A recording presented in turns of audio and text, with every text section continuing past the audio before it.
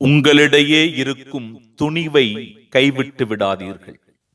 எபேசியருக்கு எழுதிய திருமடல் 2வது அதிகாரம் 10வது இறைவார்த்தை. ஏனெனில் நாம் கடவுளின் கைவேலைப்பாடு, நற்செயல்கள் புரிவதற்கென்றே கிறிஸ்து வழியாக படைக்கப்பட்டிருக்கின்றோம். இவ்வாறு நற்செயல்கள் புரிந்து வாழும்படி கடவுள் முன்கூட்டியே ஏற்பாடு செய்திருக்கிறார். நம் ஆண்டவராகிய இயேசு கிறிஸ்துவின் அன்பும் அருளும் அமைதியும் மகிழ்ச்சியும் உங்கள் அனைவரோடும் என்றும் இருப்பதாக. அன்பிற்கு பிரியமான சகோதர சகோதரிகளே, நாம் வாழ்கிற இந்த உலகத்தில் 4 நிலையாமைகள் இருக்கின்றனவா? இலக்கியங்கள், மிக பெரும் தத்துவ நூல்கள், அறிஞர்கள், இவர்கள் எல்லோரும் சொல்லுகின்ற இந்த 4 நிலையாமை எது என்றால் பணம், புகழ், ஆரோக்கியம், உறவுகள். பணம் நம்மிடத்தில் வரும் போகும். ஒரு நேரத்தில் நம்மிடத்தில் பணம் குவிந்திருக்கும், மறுகணத்தில் அந்த பணம் நம் கைவிட்டு நழுவி போய்விடும். புகழ் ஒரு காலகட்டத்தில் ஓஹோ என்று பெரும் புகழோடு வாழ்ந்திருப்போம். அத்தகைய புகழ் வேறொரு காலகட்டத்தில் நம்மை விட்டு விலகி போயிருக்கும். எப்படி வாழ்ந்த மனுஷன் இன்னைக்கு ஒண்ணு இல்லாம ஆயிட்டாரே, அன்றாட வாழ்க்கையில சொல்லுவதை நாம கேட்டிருப்போம்.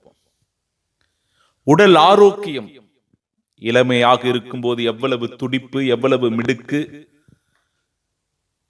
என்னென்னவெல்லாம் நாம் செய்திருக்கிறோம், எப்படியெல்லாம் ஓடி ஆடி பணிகளை செய்திருக்கிறோம். ஆனால் அதே வயது நமக்கு நிலைத்திருப்பதில்லை. அதே ஆரோக்கியம் நம்முடைய உடலில் எப்பொழுதும் இருப்பதில்லை. நிலையாமை. உறவுகள், நம்மை சுற்றி இருக்கிற உறவுகள் கூட சில நேரங்களில் நிலையற்றவனவாகத்தான் இருக்கின்றன. உங்க கூடவே இருப்பேன், உங்களுக்காக உயிரை கூட கொடுப்பேன் என்று சொன்ன உறவுகள் எல்லாம் நம்மை விட்டு விலகி போயிருக்கும். நம்மை கண்டுகொள்ளாமல் இருக்கும், நம்மை பற்றி கவலைப்படாமல் இருக்கும். இதை நாம் கண்கூடாவே பார்த்து கொண்டிருப்போம். என் அன்பு சகோதர சகோதரிகளே, இந்த 4 நிலையாமையை குறித்து நாம் விழிப்புணர்வோடு இருக்க வேண்டும்.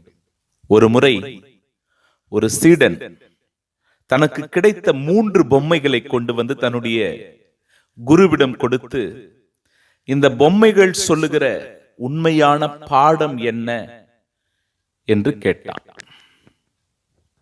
அந்த குருவும் அந்த பொம்மையை வாங்கி வைத்துக் கொண்டு இன்று போய் நாளை வா என்று அனுப்பிவிடுகிறார்.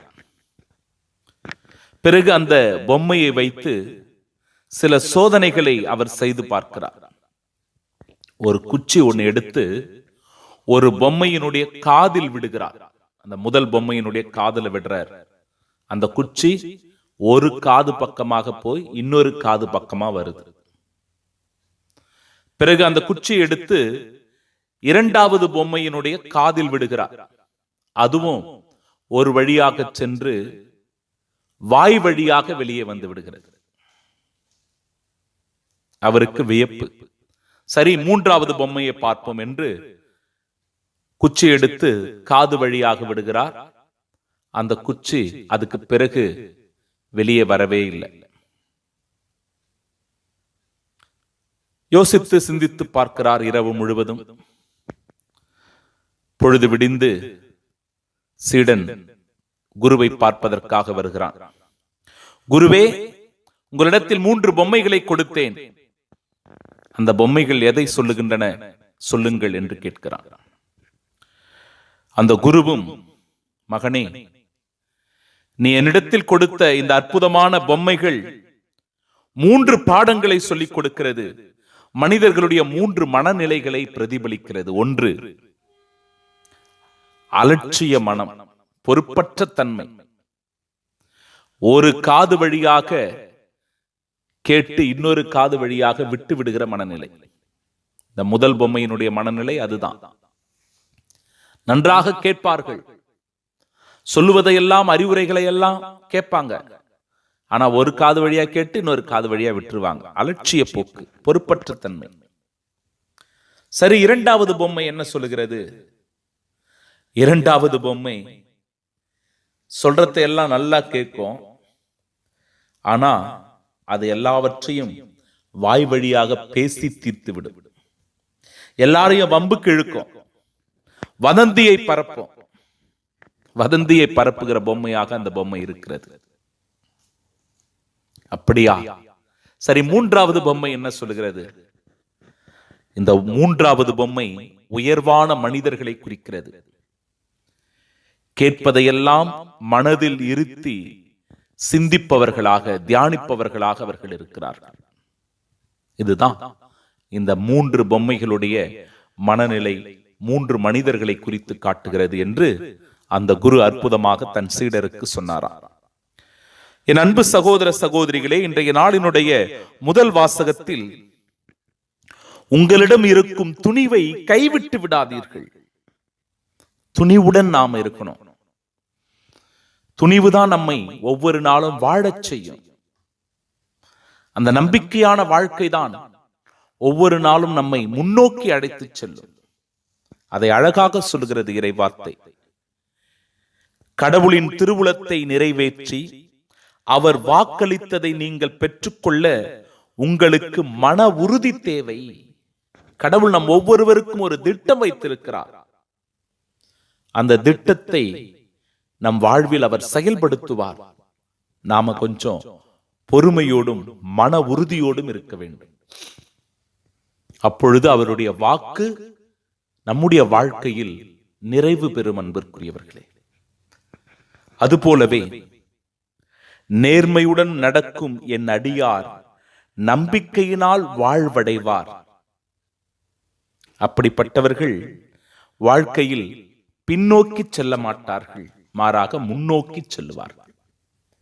வாழ்க்கையில மன உறுதியும் துணிவும் நம்பிக்கையும் இருக்கிற மனிதர்கள் பின்னோக்கி செல்வதில்லை.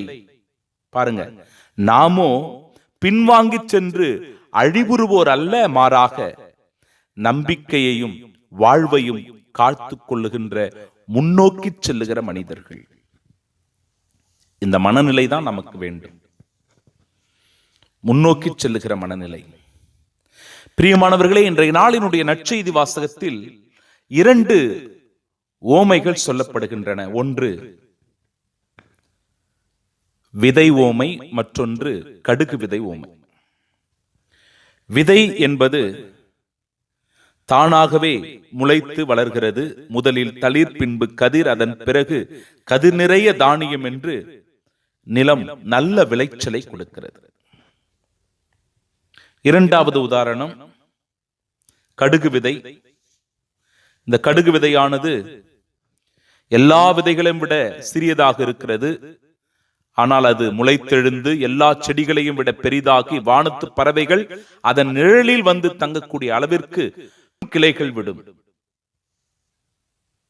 ஆமே, நண்பிற்குரிய சகோதர சகோதரிகளே, நன்மை செய்வதில் மனம் தளராது இருப்போமாக. இறைவார்த்தை சொல்கிறது, நன்மை செய்வதில் மனம் தளராது இருப்போமாக.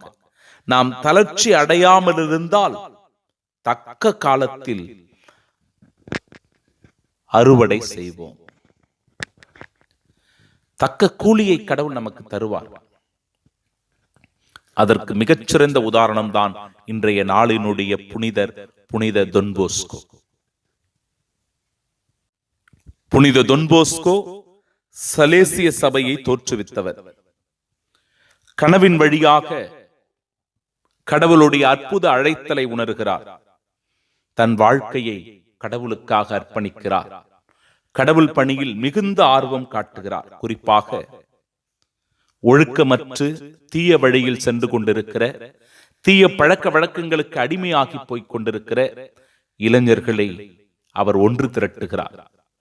அவர்கள் மத்தியில் விழிப்புணர்வை ஏற்படுத்துகிறார். அவர்களுக்கு பக்தி விசுவாசத்தை சொல்லிக் கொடுக்கிறார். அவர்களை நன்னெறியில் வாழ்வதற்காக நல்ல பழக்க வழக்கங்களை கற்றுத் தருகிறார். குறிப்பாக ஒப்புரவு, திருப்பலி, நற்கருணை இவற்றின் வழியாக அந்த இளைஞர்களை பக்குவப்படுத்துகிறார், பண்படுத்துகிறார். அவர்களுக்கு கொடுக்கப்படுகிற மறைக்கல்வி, கலை, விளையாட்டு இவற்றின் வழியாக அனுதினமும் அவர்களை ஊக்கப்படுத்தி உற்சாகப்படுத்தி நன்னெறிப்படுத்துகிறார். பிரியமானவர்களே, இன்றைக்கு நாம் கொண்டாடுகின்ற கிறிஸ்தவர்களின் சகாய அன்னையினுடைய பக்தி முயற்சி புனித தொன் போஸ்கோ வழியாக நமக்கு கிடைக்கப்பெற்ற ஒரு மிக பெரும் பாக்கியம். இன்றைக்கு அகில உலக அளவில் அதிகமான துறவிகள் இந்த சலேசிய சபையை சார்ந்த அருட்சகோதரிகளாக, அருட்தந்தையர்களாக இருந்து சீரும் சிறப்புமாக பணியாற்றி கொண்டு வருகிறார்கள். இப்படிப்பட்ட அருட்தந்தையர்களுக்கும் அருட்சகோதரிகளுக்கும் இந்த நாளிலும் அருள் தேடல் என்கிற இந்த யூடியூப் சேனலின் வழியாக மனமார்ந்த வாழ்த்துக்களை தெரிவிப்போம். சலேசிய சபை அருட்தந்தையர்களுக்காக, அருட்சகோதரிகளுக்காக தொடர்ந்து நாம் ஜெபிப்போம். அவர்கள் வழியாக இறையாட்சியினுடைய கனவு இந்த மண்ணுலகில் நனவாகிறது. அவர்களின் வழியாக ஏராளமான இளைஞர்கள் நல்வழிப்படுத்தப்படுகிறார்கள். கல்வி அறிவு அவர்களுக்கு கொடுக்கப்படுகிறது. வாழ்க்கை தரம் இன்றைக்கு உயர்த்தப்படுகிறது. எனவே இவர்களின் பணி மிக மிக முக்கியமான சமூக பணியாக, கல்வி பணியாக, ஆன்மீக பணியாக அமைந்திருக்கிறது. இவர்களின் பணி சிறக்க இந்த நாளில் சிறப்பாக இவர்களுக்காக ஜெபிப்போம். இயேசுவின் தூய இருதயத்திற்கு ஒப்பு கொடுக்கப்படுகிற இந்த நாளில் நம்மையும் நம் குடும்பத்தையும் இயேசுவின் தூய இருதயத்திற்கு அர்ப்பணம் செய்து நல்ல ஆசீர்வாதத்தோடு இந்த மாதத்தின் இறுதி நாளில் அடியெடுத்து வைப்போம். புதிய மாதம் நமக்காக காத்திருக்கிறது. ஆமென்.